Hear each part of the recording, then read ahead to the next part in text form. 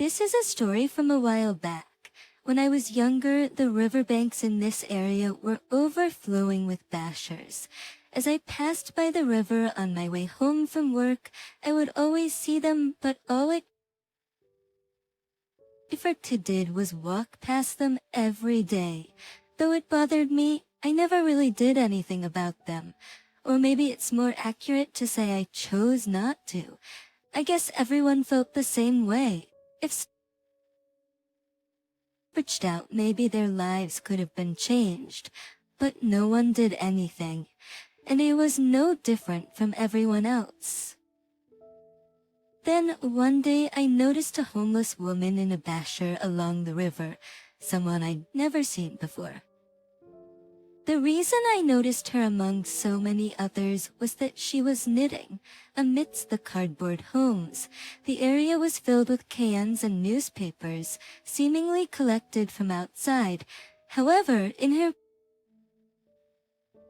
case, there were also several skeins of yarn, seemingly well organized. Butcher morning and night, whenever I saw her, she was always knitting something.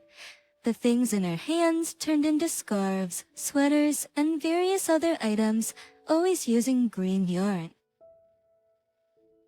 One time, as I passed by, I glanced sideways and noticed she was using a variety of knitting techniques.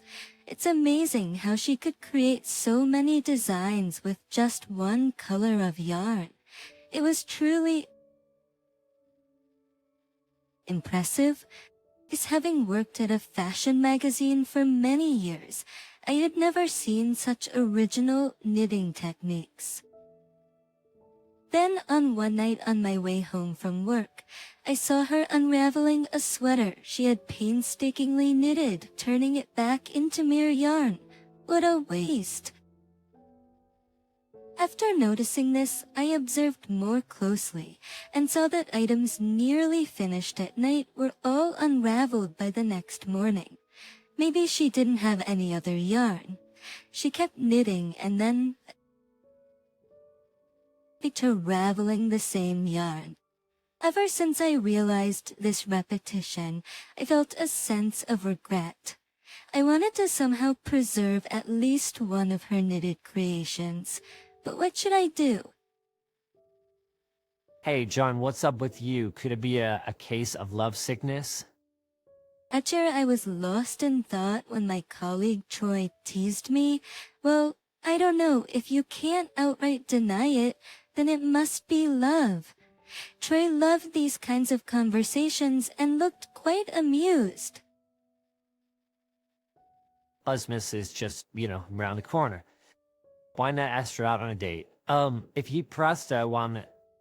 But we're not exactly in that kind of relationship.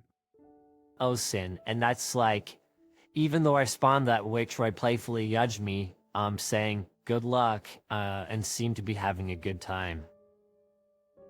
Really? What a handful. But thanks to Troy, I remembered that Christmas was coming up and came up with an excuse to talk to her. I really wanted to ask her to knit something. That night, I gathered my courage and went straight to where the woman was. She was knitting again today. Excuse me, hello. Oh, are you talking to me? I continued in as calm a voice as possible, hoping to ease her wariness.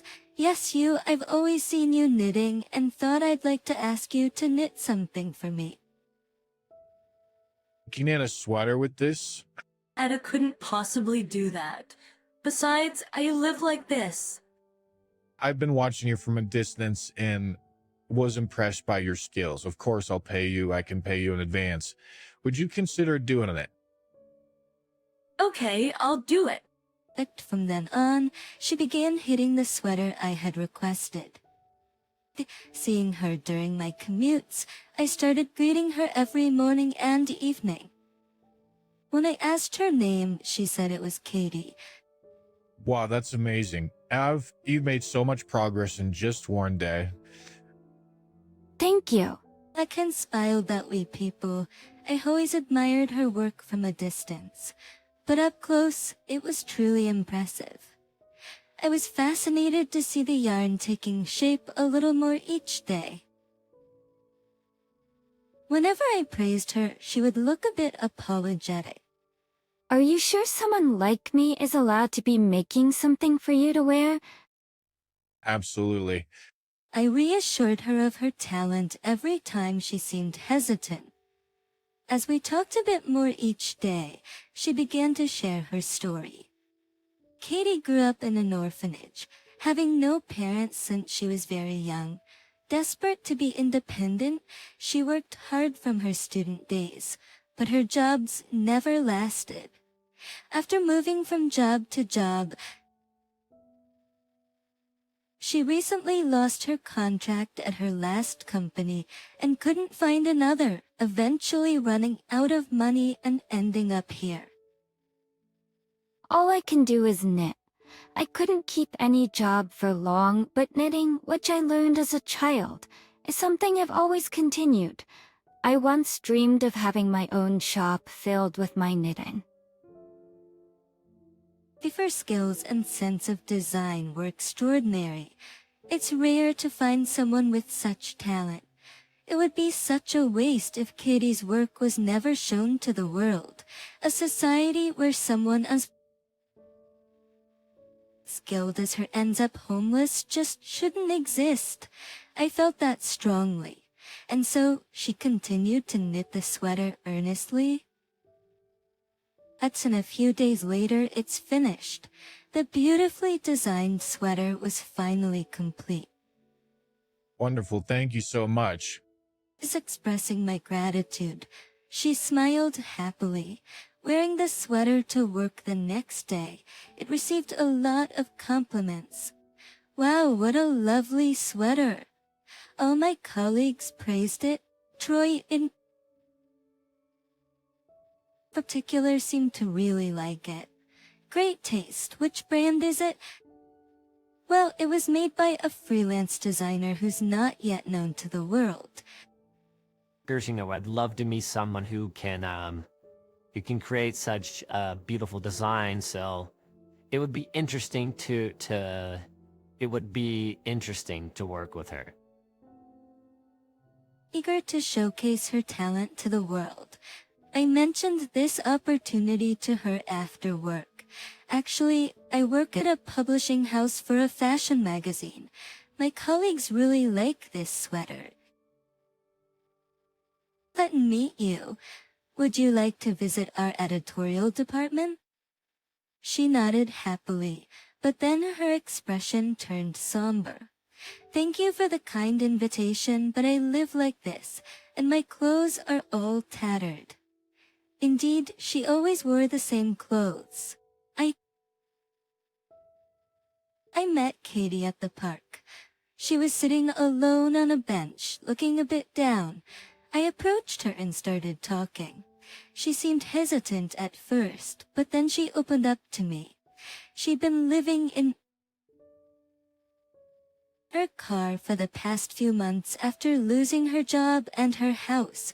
I offered to help her by providing a change of clothes and a shower at my place. She hesitated but eventually agreed. So, the following weekend, I invited Katie over to coincide with my sister Emily's visit. I offered her a shower, and I bought her some simple clothes as a gift. When I presented it to her, she shook her head again. It's too much to accept these clothes. I'm happy just borrowing them. My sister Emily was excited to meet Katie and learn how to knit. No, please don't hesitate to take them. It's about mints, and it would be great if you could teach me how to knit. Reluctantly, she accepted after my sister's insistence. After her bath, Katie, all cleaned up, looked very beautiful. Then I decided to take her to my company. This is the designer who made my sweater. I introduced her and explained her situation to the third employees in the meeting room, but they looked at her with suspicion. Hoping to change their perception, I asked Katie to show them her designs. I thought she was from some brand. I was expecting someone more impressive. I'm sorry for the intrusion. I knew I didn't belong here. I should leave. Sorry for the intrusion. I hurried after her as she quickly left the meeting room. Katie, wait, please. I knew I didn't belong here. Tears streaming down her face, she crouched down. Aleki, it's not like that at all. I'm sorry for forcing you into this situation. Tonight I had brought her here, pushing her beyond her comfort zone. All I could do was apologize as she cried quietly. I thought everyone would understand if I explained the reason, but perhaps that was a naive notion. I intended to be supportive of her, but maybe I was just assuming I understood her situation. After she left the office, I returned to the meeting room. Who was that woman you brought? What were you thinking? We can't work with someone we barely know. Tom was especially upset, completely reversing his praise for the sweater she made. Once homeless, it becomes difficult to re-enter society and work. Despite her hard work and exceptional skills, she couldn't even get a chance to showcase them. The next day, on my way to work, I saw her by the river, still knitting despite everything. Her conviction was strong. Aita, would you like to start a fashion brand with me? Really? Are starting. I was gonna quit my current job and start a new company where I want to welcome you as the designer. Won't you regret leaving your current job, John? And I'm not confident enough to be a designer.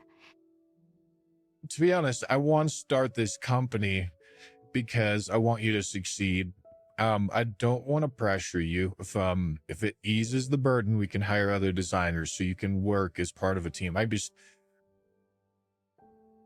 You'll never regret my decision. I have never seen anyone who can create such beautiful designs so meticulously and quickly like you. That's why I want to build a team around you, Katie. Perhaps moved by my heartfelt words, Katie let out a tear. Okay, I will do it. Thank you so much. I firmly shook the hand she extended. Soon after, I resigned from the publishing house. My boss said, almost in disbelief, "Are you out of your mind? You could have had a secure job until retirement here." Oh, so it's okay. Just watch what happens next. On the day of my resignation, everyone at the company was either shocked or dismayed, but my subordinate Troy was the only one who supported me. He asked, "She's the one, right? The person the one you have feelings for, not just as a woman, but you also admire her skills." I responded, "You got me, Troy. I'm totally smitten with her, both for her charm and her incredible stunts." I knew it. I knew it. Troy smiled as usual and handed me some documents. He said, "What's this?" I replied, "It's a present for your new journey. I graduated from a fashion school, so I have a lot of designer friends. I thought they might be able to help, so I talked to them about you. Some were interested and asked me to pass their contacts to you. Also, I spoke to a friend who works at a TV station." Thank you. You're the only one who would do something like this for me. He blushed slightly as he left. Months later, I successfully launched the company and hired 3 designers from the contacts Troy gave me. Then a TV station Troy had contacted asked to interview us. Until recently, I was homeless, but now I work as a designer in this company. I'm very grateful to the president, Mr. Smith, for giving me this opportunity. Katie confidently responded to the interviewer. After the broadcast, we received numerous interview requests from various media outlets. Initially, we gained attention as a fashion brand started by the former homeless designer, but soon everyone was captivated by the beautiful designs. Katie's unique skills were praised by other designers, and our company rapidly grew into a well-known name in the fashion industry. Various fashion magazines started featuring our brand. And then finally, John, would you mind featuring in our magazine? An offer came from the fashion magazine I used to work for. The caller was Tom, who had been harshly critical before. I'm sorry about what happened before. I deeply regret my rude words. There's no one in the industry now who doesn't know about your brand. We must have realized how incredible it is. Please, will you feature in our magazine? Yes, of course. The article was published, and it marked the beginning of our brand being recognized as a staple in the industry. I'm very grateful to you, Mr. Smith. Meeting you changed my life. Will you please stop calling me Mr. Smith now? Oh yes, we both are living a happy life, both personally and professionally.